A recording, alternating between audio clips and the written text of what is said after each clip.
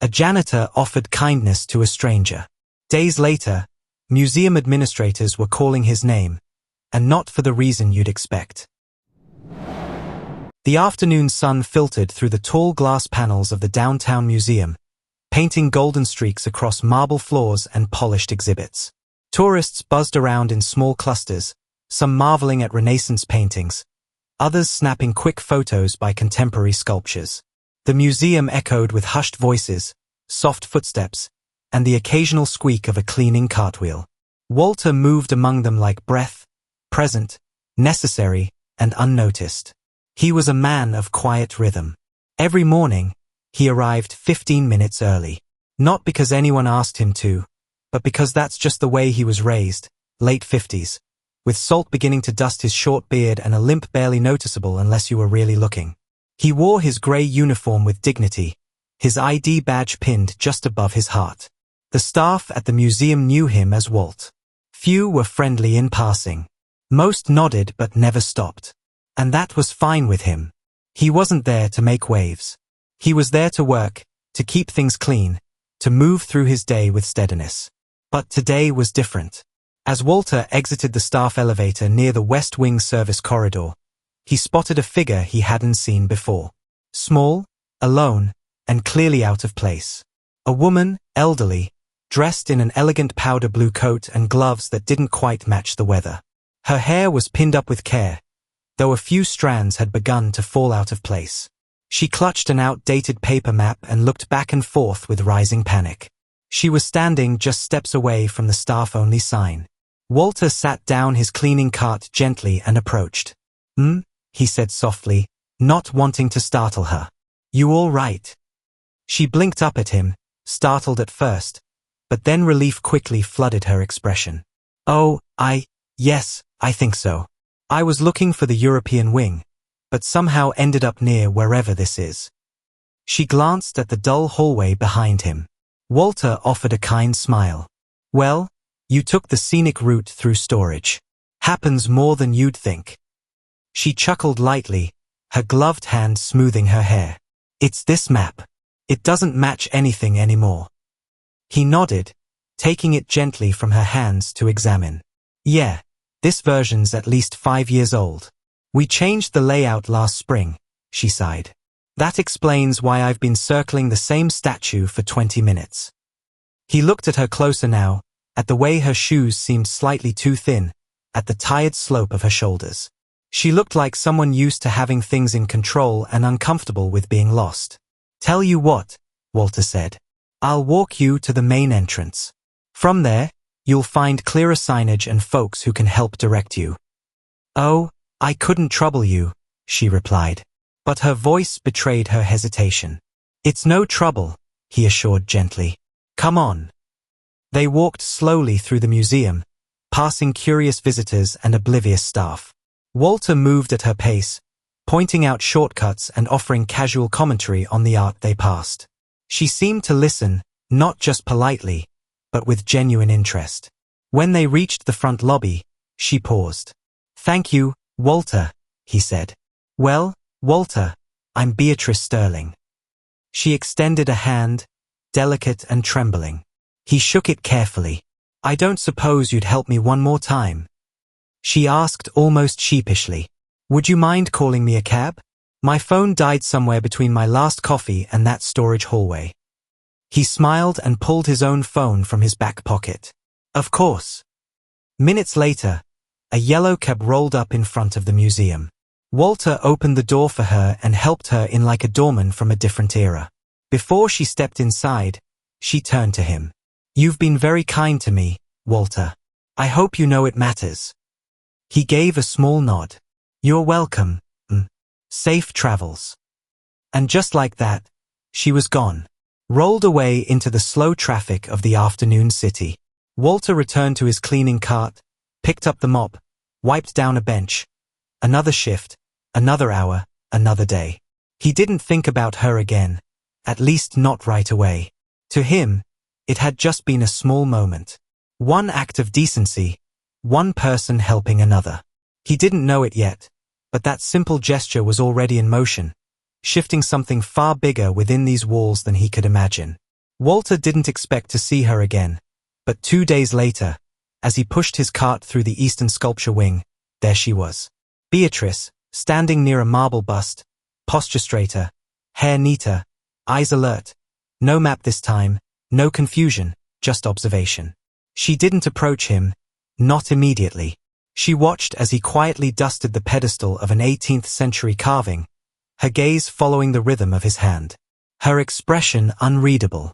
When he glanced up and caught her looking, she offered a polite nod. He returned it, then continued wiping the base without breaking stride.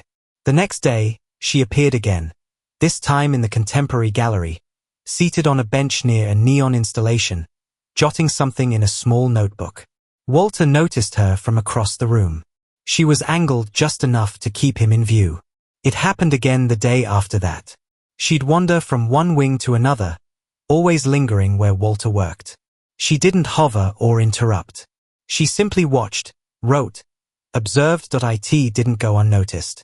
"Yo, Walt," one of the museum attendants whispered during lunch, nudging him with an elbow.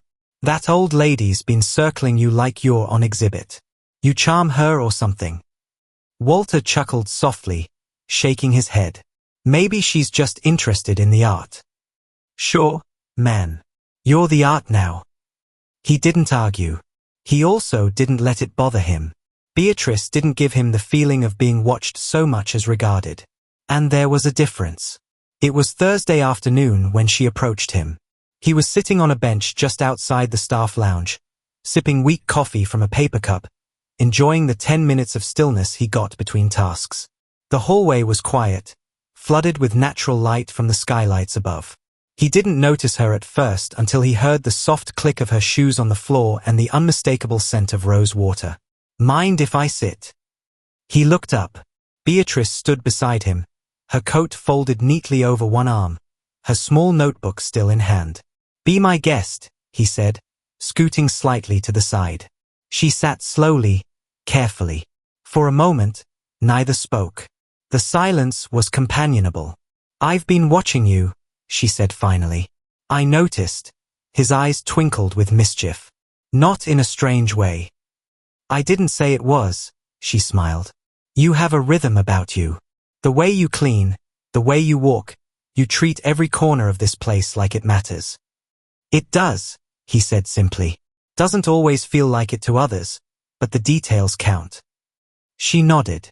"That's rare. Most people only notice what's in the frame. You see what's around it." He glanced at her, unsure how to respond. "I used to run a small gallery," she added, "before everything changed." "Changed how?" "My husband passed. My health declined.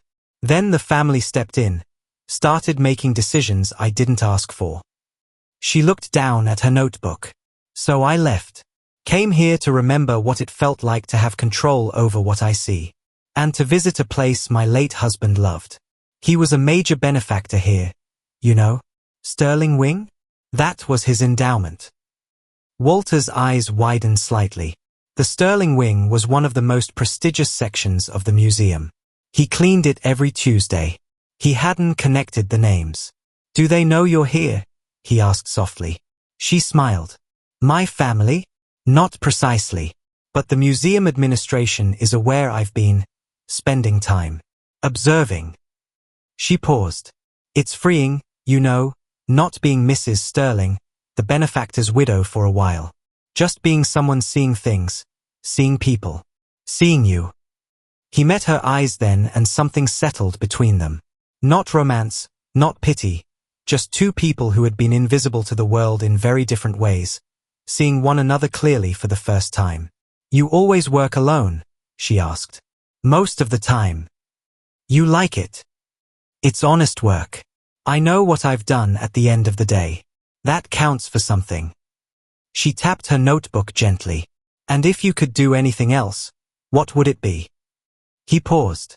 "I used to want to be a teacher. Life had other plans." She didn't probe. She didn't need to. Instead, she reached into her bag and pulled out a wrapped sandwich. "Have lunch with me tomorrow. Here. Same time." Walter blinked. "Why?" Because dignity deserves company. And because this museum needs more people like you. And with that, she rose, tucked the notebook under her arm, and walked away. Walter sat there a long time after she left, his empty coffee cup still in hand, heart heavier than before, but not in a bad way. It had been years since someone asked him what he wanted. Longer still since he felt like he mattered to someone without having to prove it. And the idea that she, of all people connected to this grand institution, saw him, he had no idea that what just happened was only the beginning of something that would change the museum itself. Beatrice's visits became a quiet rhythm in Walter's otherwise predictable days. She didn't come every day, but when she did, she always found him. Sometimes she brought a sandwich, sometimes just her notebook, and sometimes more powerfully than anything, she brought nothing but conversation about the museum, its hidden histories, the value of unseen work, the difference between silence and being silenced among its vast collections. She had a way of looking at things that made Walter feel as if for once someone saw the man behind the uniform within the very structure he served. But as quickly as she appeared in his life, there came a morning when she didn't. It was a Wednesday, warm, busy, ordinary. Walter passed the usual exhibits, nodding to familiar guests, but noticed the space near the Impressionist wing bench was empty. No Beatrice, no notebook, no rose water. He told himself she must have slept in, or maybe she was out seeing something else in the city, but she didn't show the next day either. Then on Friday afternoon, as he was preparing to clock out, one of the front desk clerks approached him. "Walter," she said, looking uncharacteristically flustered. "Mr. Harrison from administration is asking for you. In his office. Now." Walter's stomach tightened. Mr. Harrison was high up, rarely spoke to custodial staff unless there was a problem. He walked slowly toward the administrative wing, bracing for a complaint about a floor not being shiny enough or a forgotten trash bin. He knocked on the polished door. "Come in." Mr. Harrison sat behind a large desk, flanked by another museum administrator Walter didn't recognize. There were papers neatly stacked. "Ah, Walter. Please, have a seat." Walter sat on the edge of a chair. Is there something wrong?" Mr. Harrison cleared his throat. "On the contrary, Walter. We've been instructed to contact you regarding a matter of significant importance to the museum, related to Mrs. Beatrice Sterling." Walter felt a jolt. Is she all right?" The administrator folded his hands.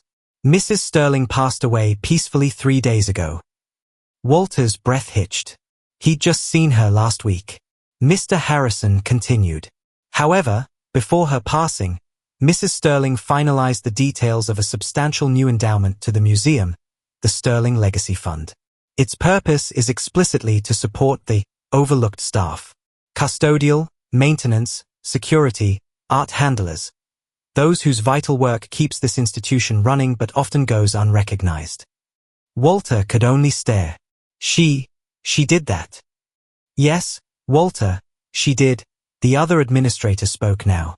"And in the detailed instructions for the fund's implementation and oversight, Mrs. Sterling made a very specific request. She asked that you, Walter D. Davis, be given a central role in its administration. She described you as someone with uncommon dignity and a profound understanding of this museum's true heart, the work that is done in the quiet hours."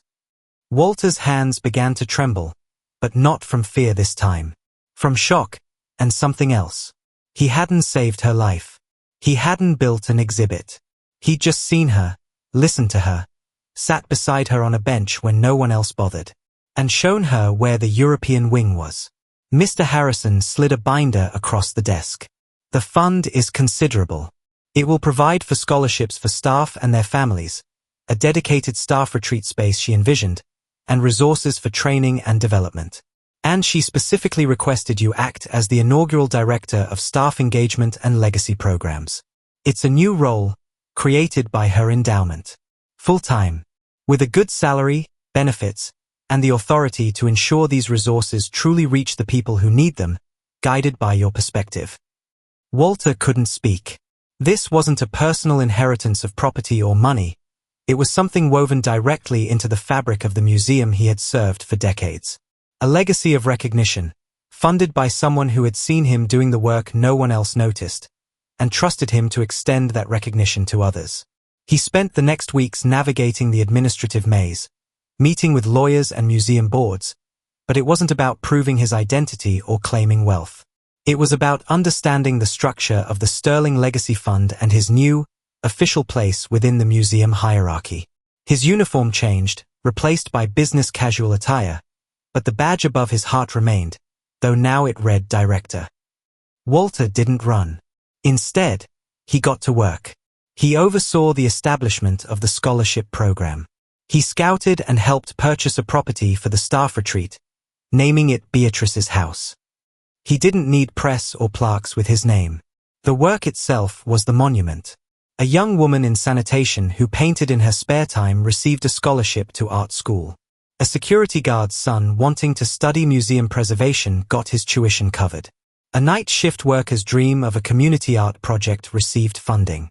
They all received help, often without knowing who Walter was, only that someone saw their aspirations. One bright afternoon months later, Walter sat by the staff entrance of the museum, sipping coffee from a thermos and watching city buses pass by. His uniform had changed slightly. He wore a clean polo now instead of a work shirt, his ID badge replaced by his director's ID. He was here during his former shift, but he wasn't cleaning. He was observing. That afternoon, a new janitor arrived. Young, nervous, slim build, and jittery eyes, clutching his locker key like it might dissolve if he let go. He wore shoes that squeaked too much and a shirt one size too big. Walter watched him from the bench near the loading dock. When the young man walked past, Walter stood and called out, "First day." The kid turned. "Yeah, you can tell." Walter grinned. "Only because I remember mine." The young man chuckled weakly. "Feels like I'm invisible already." Walter walked over and reached into his bag. He pulled out a small notebook and a pen. "Here," he said, placing them in the kid's hands. "Keep an eye on things. Write down what you see. Not just the art, but the people. The details." The young man looked confused. "Why are you giving me these?" Walter held his gaze for a moment, then smiled gently. "Because you matter more than they'll ever tell you. And because sometimes, the most valuable things in a museum aren't on display." As the kid turned to walk inside, notebook in hand, Walter leaned against the doorframe, sunlight warming his back. He didn't need applause. He didn't need his name on the Sterling wing. He had something better. A legacy, not written in bronze, but in recognition passed from hand to hand, continuing Beatrice's quiet revolution from the heart of the museum.